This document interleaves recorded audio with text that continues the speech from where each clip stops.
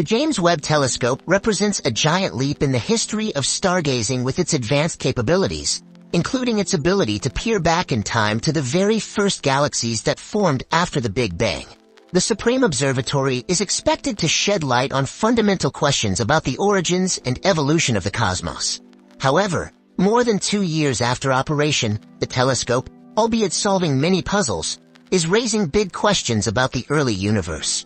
The data obtained by James Webb isn't quite what scientists expected. So, though dazzled by Webb's stunning images of deep space, scientists had to admit that something was amiss. What the telescope has revealed contradicts scientists' current theory of how the universe grew up, when it's beginning to look as if we may need to rewrite the history of the cosmos and reshape humanity's position within it. Join us as we dig deep into how exactly James Webb just broke our universe. The James Webb Space Telescope, as you know, is one of the most advanced telescopes ever built. Planning for James Webb began over 25 years ago, and construction efforts spanned over a decade. It was launched into space on December 25, 2021, and within a month arrived at its final destination 93,000 miles away from Earth. Its location in space allows it a relatively unobstructed view of the universe. The telescope's design was a global effort led by NASA and intended to push the boundaries of astronomical observation with revolutionary engineering. Its mirror is massive, about 6.5 meters in diameter, nearly 3 times the size of the Hubble Space Telescope, which launched in 1990 and is still working today. It's a telescope's mirror that allows it to collect light. Webb's mirror is so big that it can see the faintest and farthest galaxies and stars in the universe. Its state-of-the-art instruments can reveal information about the composition, temperature, and motion of these distant cosmic objects. Thus, for thousands of space scientists, the James Webb Space Telescope is a window to that unknown universe. Just how far back can James Webb peer into the cosmos and into the past? Well, about 13.5 billion years. A telescope does not show stars, galaxies, and exoplanets as they are right now. Instead, astronomers are catching a glimpse of how they were in the past. It takes time for light to travel across space and reach our telescopes. In essence, that means a look into space is also a trip back in time. This is even true for objects that are quite close to us. The light you see from the sun left it about 8 minutes and 20 seconds earlier. That's how long it takes for the sun's light to travel to Earth. You can easily do the math on this. All light, whether sunlight, a flashlight, or a light bulb in your house, travels at almost 300,000 kilometers per second, just over 18 million kilometers per minute. The sun is about 150 million kilometers from Earth. That comes out to about 8 minutes and 20 seconds. But the farther away something is, the longer its light takes to reach us. That's why the light we see from Proxima Centauri, the closest star to us aside from our sun, is 4 years old. That is, it's approximately 40 trillion kilometers away from Earth. So that light takes just over 4 years to reach us, or as scientists like to say, 4 light years. Most recently, James Webb observed Earendel, one of the farthest stars ever detected. The light that the telescope sees from Earendel is about 250.52 billion years old. The Webb Space Telescope is looking much farther back in time than previously possible with other telescopes, such as the Hubble Space Telescope, for example. Although Hubble can see objects 60,000 times fainter than the human eye is able, the Supreme Observatory can see objects almost 9 times fainter than even Hubble can. But is it possible to see back to the beginning of time? The Big Bang is a term used to define the beginning of our universe as we know it. Scientists believe it occurred about 13.8 billion years ago. It is the most widely accepted theory among physicists to explain the history of our universe. The name is a bit misleading, however, because it suggests that some sort of explosion, like fireworks, created the universe. The Big Bang more closely represents the appearance of rapidly expanding space everywhere in the universe. The environment immediately after the Big Bang was similar to a cosmic fog that covered the universe, making it hard for light to travel beyond it. Eventually, galaxies, stars, and planets started to grow. That's why this era in the universe is called the Cosmic Dark Ages. As the universe continued to expand, the cosmic fog began to rise, and light was eventually able to travel freely through space. In fact, A few satellites have observed the light left by the Big Bang about 380,000 years after it occurred. These telescopes were built to detect the splotchy leftover glow from the Big Bang, whose light can be tracked in the microwave band. However, even 380,000 years after the Big Bang, there were no stars and galaxies. The universe was still a very dark place. The cosmic dark ages wouldn't end until a few 100 million years later when the first stars and galaxies began to form. The James Webb Space Telescope was not designed to observe as far back as the Big Bang, but instead to see the period when the first objects in the universe began to form and emit light. Before this time period, there is little light for the James Webb Space Telescope to observe, given the conditions of the early universe and the lack of galaxies and stars. Peering back to the time period close to the Big Bang is not simply a matter of having a larger mirror. Astronomers have already done it using other satellites that observe microwave emission from very soon after the Big Bang.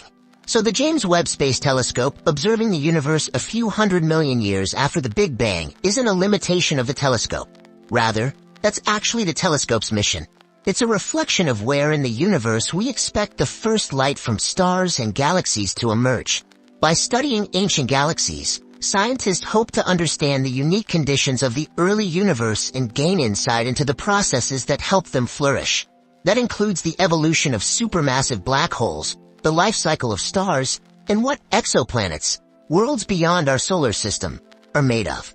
However, data obtained by James Webb isn't quite what scientists expected. In the 2024 Isaac Asimov Memorial Debate, astrophysicist and science communicator Neil deGrasse Tyson moderated a discussion at the American Museum of Natural History in New York. The conversation was between scientists and surrounded the topic of how data from the telescope may be shifting our fundamental understanding of our universe. From discrepancies in the age of the universe to the unexpected brightness of early galaxies, the James Webb Space Telescope has already prompted scientists to reconsider how the early universe once operated, leading to revelations that could trigger major shifts in our models of the universe during the next decade or more of James Webb's tenure. And in the words of panelist Mike Bonacucina, a theoretical astrophysicist at the University of Texas at Austin, the data from the telescope paints a consistent and consistently new picture of the early universe. The trouble began almost as soon as James Webb first peered into the distant universe. Webb's first views of such distant ancient regions of space were confusing in two ways. First, some of its images contained huge numbers of galaxies, far more in fact than astronomers thought possible so far back in time. Second, a handful of those galaxies appeared to be monstrously massive.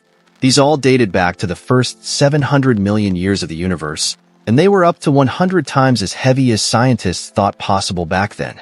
For that reason, these galaxies were dubbed universe breakers. Our current understanding of how the universe grew up goes like this. First, dark matter collapsed into giant clumps known as halos. This happened within the first few 100 million years after the Big Bang. The halo's gravity then pulled in normal matter, which eventually formed stars and galaxies. This would have taken time. Matter would have clumped together slowly, eventually building up larger and larger galaxies. If true, the jumbo galaxies that James Webb spied so soon after the Big Bang shouldn't be possible. What's more, the current story of the universe doesn't predict nearly enough dark matter halos in the early universe as would be needed to build the many big galaxies that the telescope saw. In that light, things look pretty dire for scientists' current theory of how the universe evolved. The case of the surprisingly active early universe might be related to another well-known discrepancy in astrophysics, the age of the universe. The Hubble Space Telescope was a huge factor in helping narrow down the scientific consensus on the universe's age. In fact, the telescope mirrors were specifically made to observe stars called Cepheids that astronomers can use to calculate that age. The resulting measurement of the universe's age, about 13.7 billion years, has stood ever since. But let's not forget there is another way to measure the age of the universe. That's with the cosmic microwave background, the light from the earliest phases of the universe. Using this method, scientists came up with a slightly larger number, 13.8 billion years. And while that difference may not seem huge, some estimates using Cepheids are as low as 12.8 billion years. Worse, no one knows where the difference comes from. It's like we're digging a tunnel on opposite sides of a mountain and we missed. Unfortunately, the surprisingly luminous early galaxies captured by James Webb did nothing to solve this mystery. In fact, the telescope's results led Rajendra Gupta, an astrophysicist at the University of Ottawa, to publish a paper suggesting that based on the new data, the universe could be as ancient as 704.36 billion years old, about twice as old as current estimates. While the panelists agreed that Gupta's suggestion is extremely unlikely, the discrepancy of the universe's age in general does suggest the standard cosmological model, and our understanding of the impact dark matter and dark energy have on our universe may need some revamping. Put simply, it could be that something fundamental is missing in our current picture. What's notable is the impossible early galaxies aren't even the only things that keep cosmologists up at night. The Webb telescope has double-checked the work of its older sibling, the Hubble Space Telescope. Hubble's measurements of the expansion rate of the universe are exemplary. The trailblazing observatory found some further ratcheting up the so-called Hubble tension. Putting it simply, measurements of the expansion rate of the universe defined by a property called the Hubble constant just don't add up.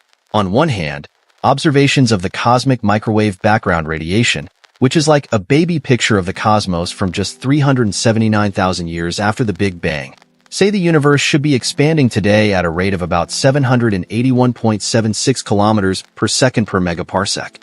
This means that every volume of space a million parsecs across should be expanding at a rate of 67.8 kilometers every second. An alternative way to measure this expansion is by climbing onto the cosmic distance ladder, where each rung is formed by a different astrophysical milestone, such as Cepheid variable stars and Type 1a supernovas. How bright these objects are can tell us their distances, which we can then compare to their redshift values to determine how much the universe has expanded while their light has been traveling to us. However, the problem is this method gives us a completely different value of the Hubble constant, somewhere around 826.28 kilometers per second per megaparsec. The apparent paradox between the two measurements is what cosmologists have started calling the Hubble tension. Nobody knows what is causing it, but some hypotheses call for new physics to explain the apparent contradiction. One possible explanation is that there is a measurement error on the bottom rung of the cosmic distance ladder, which is home to the Cepheid variables. These are stars with luminosities that predictably fluctuate as the stars pulse in and out. The longer the pulsation period between moments of maximum luminosity, the greater that maximum luminosity is. This period luminosity relation allows us to accurately calculate their distances to Earth. It's possible to measure the pulsation period to calculate maximum luminosity. Then, based on how bright a Cepheid variable appears in the sky to us, we can work out how far away it must be to appear that bright. But it's not quite a foolproof method. The Hubble Space Telescope is able to observe Cepheid variables in distant galaxies, but the more distant they are, the harder they become to distinguish among all the other stars that crowd around them.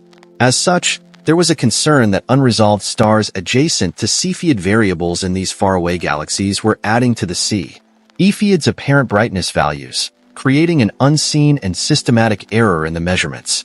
Interstellar dust can also affect the brightness of Cepheid variables, dimming them from our vantage point on Earth. But new measurements achieved with the James Webb Space Telescope of 5 galaxies hosting a combined total of more than 1,000 Cepheid variables have ruled this possible error out. James Webb's infrared vision is able to cut through the interstellar dust, while its greater resolution allows it to clearly resolve the Cepheid variables, so they stand out from the crowd. The 5 galaxies observed by James Webb, the most distant of which is NGC 5468 at 30 million light-years from us, have also hosted a combined total of 8 Type 1a supernovas over recent decades. These supernovas, which signal the destruction of white dwarfs, have a standardizable luminosity curve and form the next rung on the cosmic distance ladder above Cepheids because the preceding rung is required to calibrate the next rung. Webb's observations of Cepheid variables therefore make the distance measurements using Type 1a supernovas, which are bright enough to be seen in much more distant galaxies than Cepheids, more accurate. And they too tell us that there is a contradiction in the different measurements of the Hubble constant. From these Webb's measurements, astronomers, led by Adam Rees of Johns Hopkins University, determined that Hubble's original measurements were spot on. In the words of Rees, we've now spanned the whole range of what Hubble observed, and we can rule out a measurement error as the cause of the Hubble tension with very high confidence. What remains is the real and exciting possibility we have misunderstood the universe. We need to find out if we are missing something on how to connect the beginning of the universe and the present day. In other words, the tension at the heart of cosmology is here to stay. Physicists and astronomers are starting to get the sense that something may be really wrong. It's not just that some of us believe we might have to rethink the standard model of cosmology. We might also have to change the way we think about some of the most basic features of our universe, a conceptual revolution that would have implications far beyond the world of science. After all, there is no question that we have made incredible progress in understanding our universe, its history, and its origin. But it is also undeniable that we are profoundly puzzled, especially when it comes to the earliest moments of cosmic history. We have no doubt that these moments hold incredible secrets and perhaps the keys to a new scientific revolution. But our universe holds its secrets closely. It is up to us to coax those secrets from its grip, transforming them from mystery into discovery. In a recent remarkable finding, James Webb has discovered that early universe galaxies must have grown up way faster than expected. Plus, the same team also found that 10 billion years ago, the cosmos wasn't quite as disordered and chaotic as previously believed. The international team, led by researchers from Durham University in the UK, reached these conclusions by discovering evidence of structures called star bars forming in galaxies that existed just a few billion years after the Big Bang.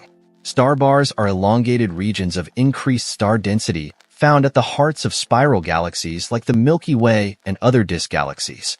As they form, star bars push gas toward the hearts of their respective galaxies, thereby regulating star birth.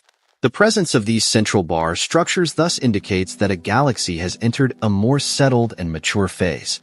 As Zoe Lanti, team leader and researcher at Durham University, said in a statement, "Galaxies in the early universe are maturing much faster than we thought.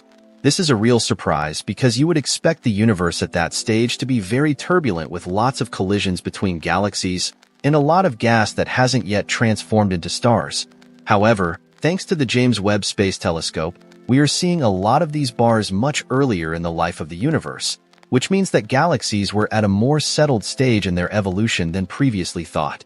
This means we will have to adjust our views on early galaxy evolution. Notably, this isn't the first time scientists have gone bar hopping in the early history of the 13.8 billion year history of the universe.